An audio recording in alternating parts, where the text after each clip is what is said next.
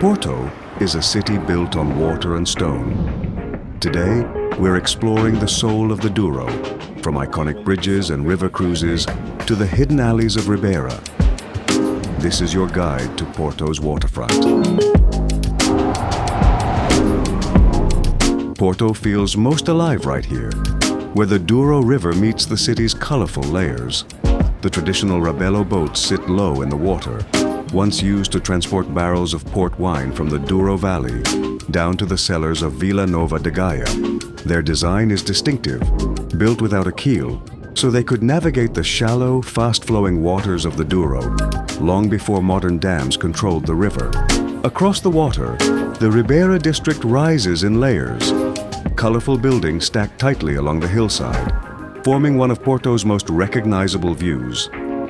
This is one of the city's oldest areas and part of a UNESCO World Heritage Site. But just one block behind the riverfront, the atmosphere changes. Narrow, older alleys begin to appear, quieter and more hidden, offering a very different side of Porto, beyond the main promenade. As you walk along the waterfront, the pace naturally slows. Cafes extend toward the river, tables filling quickly, especially in warmer months. Looking upstream, the Dom Luís I Bridge begins to dominate the view, linking Porto with Gaia on 2 levels. Its structure is immediately recognizable, and we'll look more closely at its story in the next chapter. Further along, the promenade becomes busier, and it's worth noting here, some of these visuals come from earlier recordings, but all the information in this guide is fully updated and accurate. The layout, access points, and practical details remain consistent for planning. We start inside São Bento station. Even if you're not taking a train, this is one of Porto's essential stops. The walls are covered in traditional azulejo tiles, depicting key moments from Portuguese history. It functions as a regional station, but for most visitors, it's both a landmark and a reference point right in the city center. From the waterfront, the funicular dos Guindais is one of the most practical ways to move vertically. It connects Ribeira with the upper level near Batalha, saving a steep uphill walk. The ride is short but efficient, and the views open up quickly as you climb alongside the bridge structure.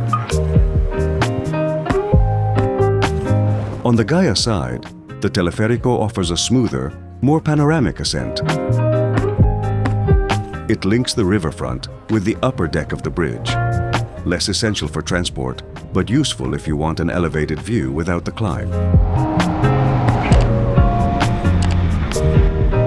For longer distances, the Metro do Porto is the main system. It's modern, clean, and connects key areas including the airport. Much of it runs above ground, making navigation straightforward. Inside, it feels more like a light rail than a deep metro. Simple platforms, clear signage, and easy access. Then comes one of the most unique moments in Porto's transport network.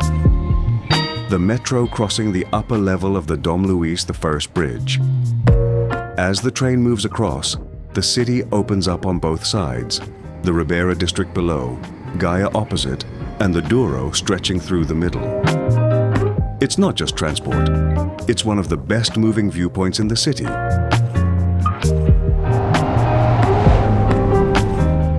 From the river level, one of the easiest ways to understand Porto is from the water.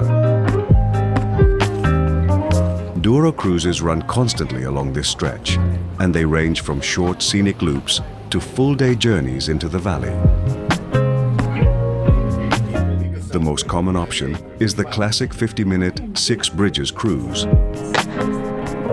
It stays within the city limits, passing under the major crossings and giving you a compact overview of both Porto and Gaia from the river perspective.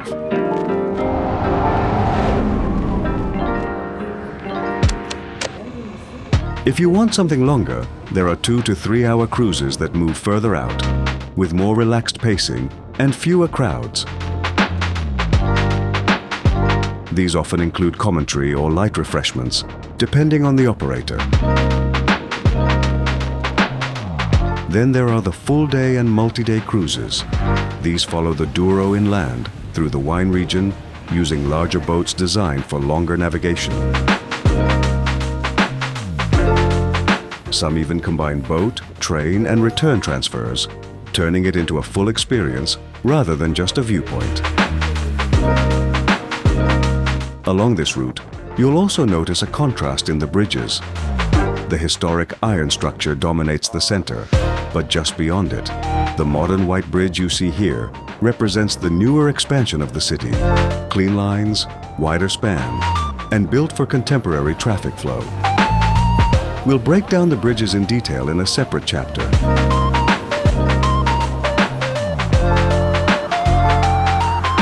From traditional Rabelo-style views to modern river vessels, this stretch of the Douro is less about one single cruise and more about choosing how much time you want to spend seeing the city from the water.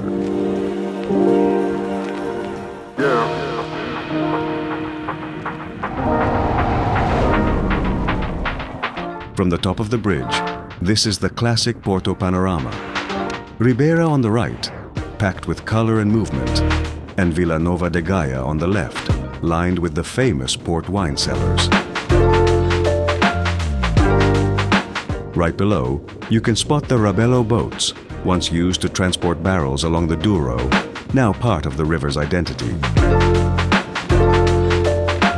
Along the Gaia waterfront, the large names you see, like Sandeman and Porto Cruz, mark some of the most well-known wine lodges, many offering tastings and guided tours inside.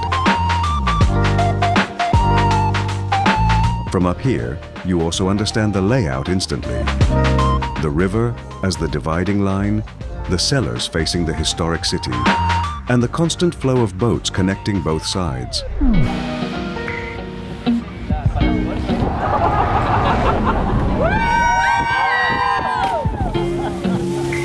We start with a scene you'll often catch here, people jumping into the Douro from the lower level. It looks spontaneous, but it's part of the river culture around Porto. Right above them is the city's most iconic structure, the Dom Luís I Bridge, completed in 1886. As we pull back, you start to see the wider picture of Porto's river crossings. Just upstream is the clean modern line of the Ribeira Bridge, built in the 1960s, once one of the largest concrete arches in the world. Further along, newer highway bridges stretch across the valley, showing how the city expanded beyond its historic core. But it's the contrast that defines this view. The 19th century iron of Dom Luís I against the modern concrete structures behind it. And whether you cross it from above or below, this bridge is not just a viewpoint. It's part of how Porto moves. It was designed by a student of Gustave Eiffel, and you can feel that influence immediately in the exposed ironwork and the massive arch.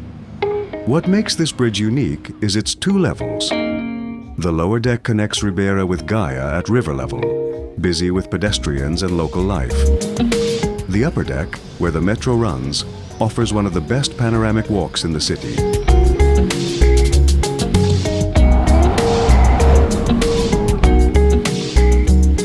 As we move along the Gaia riverfront, the atmosphere suddenly shifts. This is a traditional Catholic procession, one of many that take place here during the summer months. Locals carry flower-decorated statues of saints through the streets, a practice that goes back generations. Each figure represents a parish, a story, or a protector tied to the community. What makes this setting unique is the backdrop: the Douro River, the wine cellars, and above it all, the Dom Luís I Bridge. This is real, lived tradition, where faith, identity, and everyday life still meet along the river. Subscribe to Bestravelvideo for more travel videos. Before you go, you can find everything in one place: travel videos, city walks, tech guides, plus full ebook and audiobook versions.